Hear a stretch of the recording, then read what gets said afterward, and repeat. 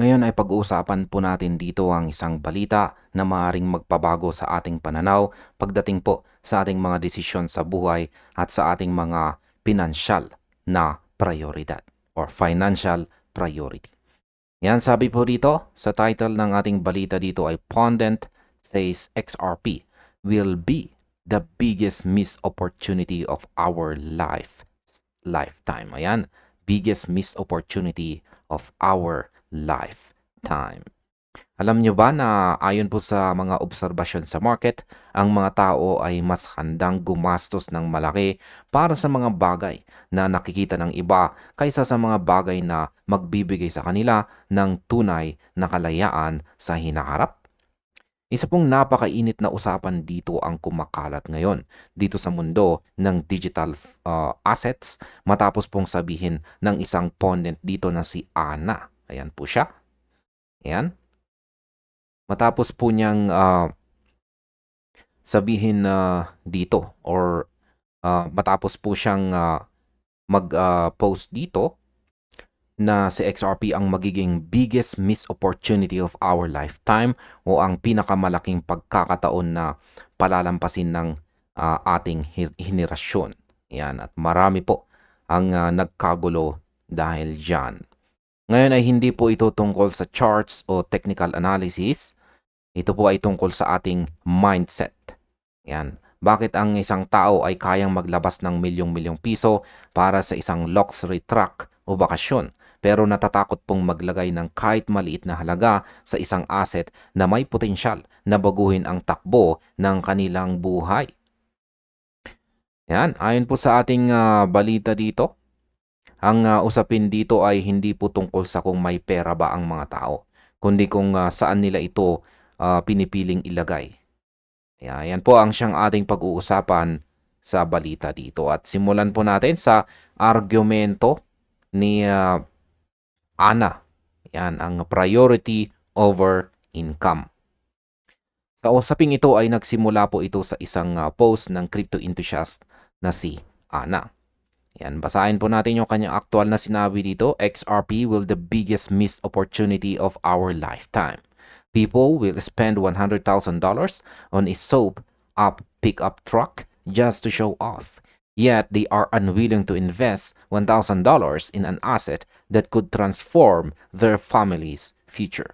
The problem in the United States is not money, but the allocation of priorities. Paliwanag natin yan.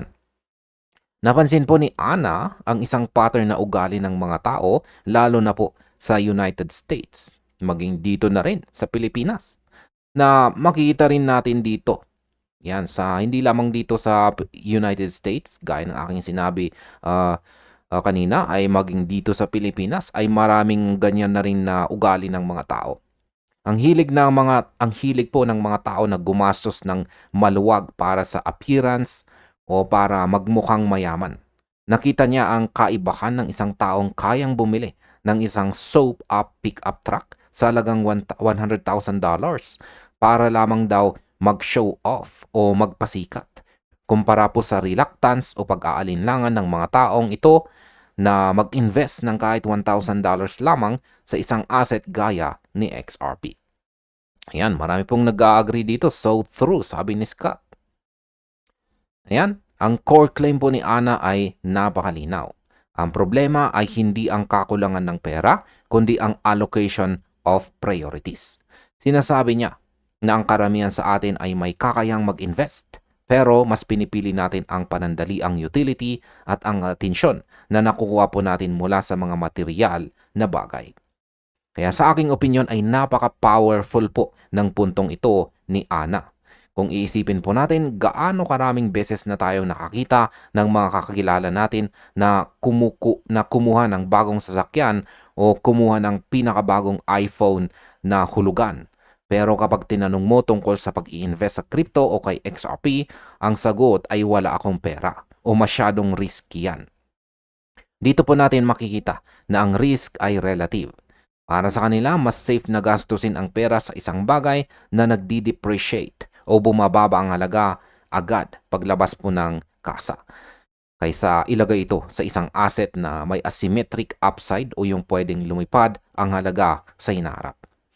Kaya ang pananaw ko po rito ay simple lamang mga crypto. Si XRP ay hindi lamang po basta digital currency. Ito po ay isang financial tool na nangangailangan ng pananaw na lampas sa susunod na buwan. Kapag bumili ka ng sasakyan para lang magpasikat, binibili mo ang opinyon ng iba. Pero kapag nag-invest ka kay XRP ng tama, binibili mo ang iyong oras at kalayaan sa hinaharap. Ang masakit na katotohanan ay mas madaling ipakita ang yaman kaysa itayo ang yaman. Ang hamon po sa atin bilang mga investors ay ang labanan. Yan, ang labanan, ang tukso ng instant gratification para sa isang generational transformation. Maraming tao ang nagsisisi or magsisisi, hindi dahil wala po silang pera, kundi dahil mas pinili nilang magmukhang mayaman kaysa sa maging tunay na mayaman. Yan, balikan po natin ang balita at pag-usapan po natin ang reaksyon ng community. Yan, ang life-changing laban sa skepticism. Gaya ng inaasahan po, ang post ni Ana ay umani ng iba't ibang reaksyon mula sa XRP community at maging sa mga kritiko nito. Meron pong isang commenter dito na sumang-ayon ng lubos at sinabi pa na ang pantawag kay XRP na life-changing and generational ay isang understatement. Ayan.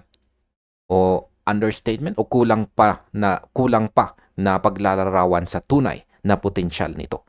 Para sa kanya, ang mga taong may lakas ng loob na umaksyon ngayon ang siyang tatanggap ng pinakamalaking reward sa hinaharap. Ngunit, hindi lahat ay believe. May mga skeptics dito. Yan. May mga skeptics pa rin na hindi po mawawala yan, na nagsasabing hindi daw po mangyayari ang sinasabi ni Ana. At sa XRP ay hindi daw po maghahatid ng ganoong klaseng oportunidad. Ipinapakita nito na hanggang ngayon ay sa kabila ng lahat ng track record ng XRP, marami pa rin ang nagdududa at mas pinipiling manatili sa sidelines o sa mga traditional na paraan ng paggastos. Ngayon sa aking opinion naman tungkol dito, ayan, ay nakikita natin dito ang klasikong paghati ng opinion sa market. Ngunit meron pong isang reaction na tumatak sa akin. Ang pagwawasto ng isang user sa salitang could patungo sa will, yan, sabi niya ay hindi dapat could transform, kundi will transform. Yan. At idinagdag pa niya ang isang napaka-dramatikong pahayag. Grown men, sabi niya, will weep. Yan. Highlight po natin. Ayan, nandito po yung kanyang paliwanag. Sabi niya dito ay grown men will weep. O ang mga matatandang lalaki daw ay iiyak sa panghihinayang dahil pinalampas nila ang pagkakataong ito. Ngayon, ang opinion ko po sa reaction na ito ay ang emosyon na kaakibat po ng XRP investment ay napakataas dahil ang stakes ay napakataas din. Ang skepticism na nakikita natin ay normal sa anumang revolusyonaryong teknolohiya. Noong nagsisimula pa lamang ang internet, marami rin ang nagsasabi na wala itong kwenta. Noong nagsisimula po si Bitcoin ay ganoon din. Ngayon, si XRP ang nasa gitna ng entablado. Ang mga skeptics ay lagi pong naririyan para paalalahanan tayo sa risk. Pero ang mga visionaries ang siyang nakakakita sa value na hindi pa nakikita ng marami. Ang pag-iyak na binabanggit ng commenter ay hindi dahil sa pagkalugi, kundi dahil po sa multo ng what if. Ano ang pakiramdam na alam mong nandyan na sa harap mo ang oportunidad pero pinili mong bumili ng soap-up truck kaysa sa digital asset na gagamitin ng buong mundo sa cross-border payments? Yan ang klase ng pagsisisi na mahirap gamutin. Ngayon ay pag-usapan naman po natin dito ang tungkol sa tensyon sa retail investing at ang consumer spending. Yan. Dito, sa ating balita dito, nagpapakita po ng ito po ay nagpapakita ng isang malalim na tensyon sa mundo ng retail investing. Sa United States at maging sa global market, ang consumer spending po ay nananatiling mataas. Ang mga tao ay patuloy po na gumagastos sa mga luho sa kabila ng pagbabago ng savings rates. Yan. Personal savings fluctuations. Sa kabilang banda, ang adoption ng digital assets ay lumalaki pero hindi po pantay-pantay sa bawat income. Yan. Maraming low to middle income earners ang mas pinipiling sumunod sa consumer culture kaysa sa investor culture. Ang argumento po ni Ana ay hindi nakadepende sa price history or technical fundamentals. Ayon po dito, ang digital asset na ito ay napatunayan na ang sarili sa pamamagitan ng track record nito.